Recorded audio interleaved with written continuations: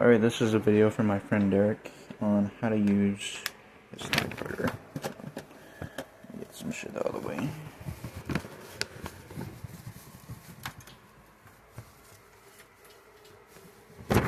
So first, I'll load the paper. See this right here? This is where you're going to put it behind this like page thing. And you're not just going to like put it in there, but you're going to turn these handles, and it's going to feed it through this thing. Now this raises up. It's got your little numbers on it. It might be different on your model. And then it just kind of locks your paper. This back here can flip up, and it just sort of holds your paper up. So for instance, if you have nothing behind it, it just kind of holds it instead of it doing that. Now, let's sit down here. So that's how you load your paper.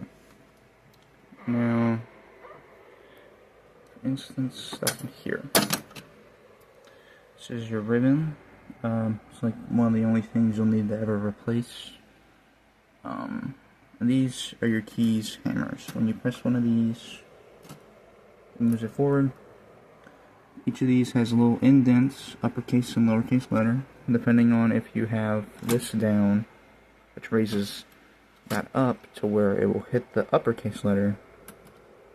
It's going to make an uppercase or lowercase letter, but like, you just hit it, and there's a Y.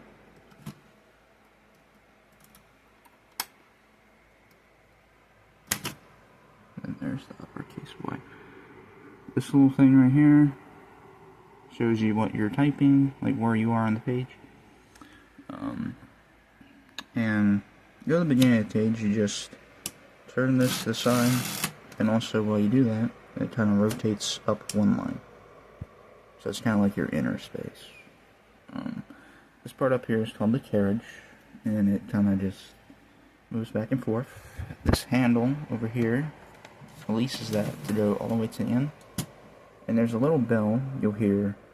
That way you don't have to always look at the paper when you get proficient enough with it. Like, and that tells you, that kind of lets you know you're getting near the end of the page and to go back to the beginning.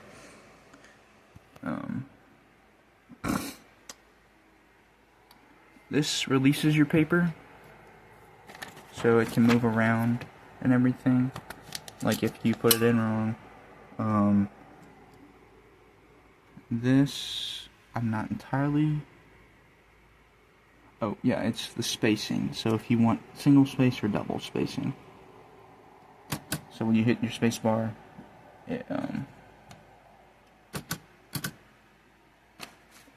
moves to single space or double space. This, trying to remember what that does actually.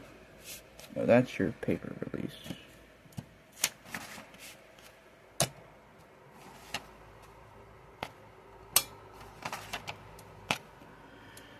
Okay, to be honest, I don't remember what this does.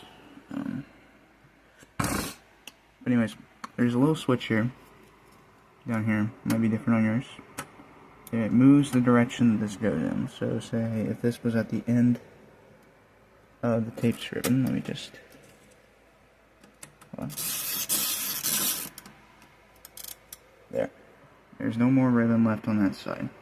You would just hit this,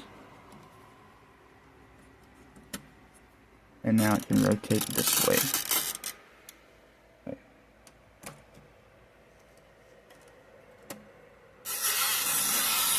That way you don't have to replace your ribbon as soon as it ends. This is your color selector. White is just an indent that the thing leaves. So it won't actually really put any ink on it. Black is just your standard. And then red. And this only applies if you have multicolor ribbon, like I do, front and top. And it will change the color of the ribbon. This is your margin release.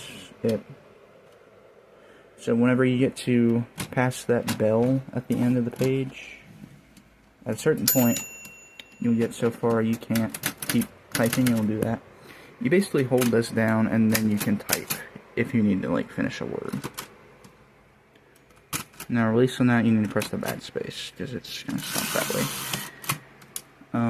Of course you have the backspace, asterisk, anything that's on the top here is just like the shift key. Press the shift key and you get to it. This for mine, when you press this one down, it locks the shift key, so it's like a caps lock. This is also the shift key on this side, but it doesn't have the locking.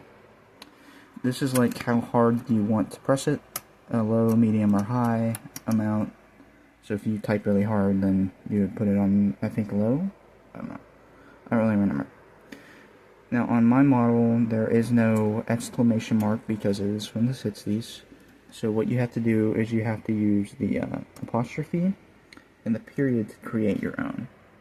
Now my electric typewriter has an exclamation mark instead. Let's see, I'm trying to think of anything else that's here that you may need to know. I think that might be it. Yeah, really the only thing you'll ever really need to replace is your rhythm. With frequent use, probably every couple months or so, but every month or so, maybe? I don't know. Depends on how much you use it. I don't really use this one that much, because this one's at my dad's, so.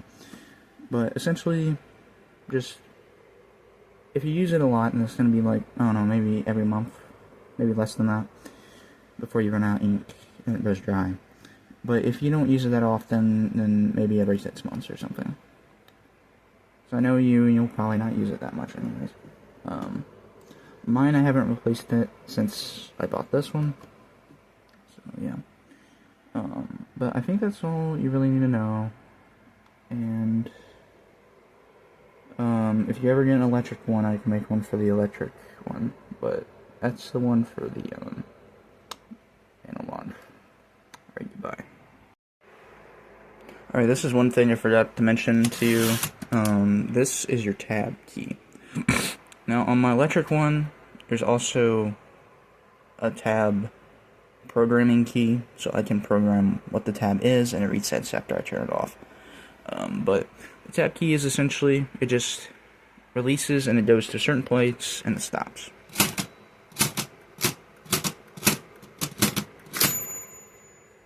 So, like, it can go to the center of your page, different points in it, and stuff like that.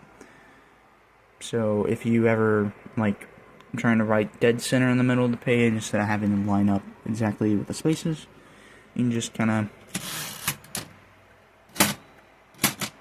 do that, and it will take you to the center. So that's what that is. Alright.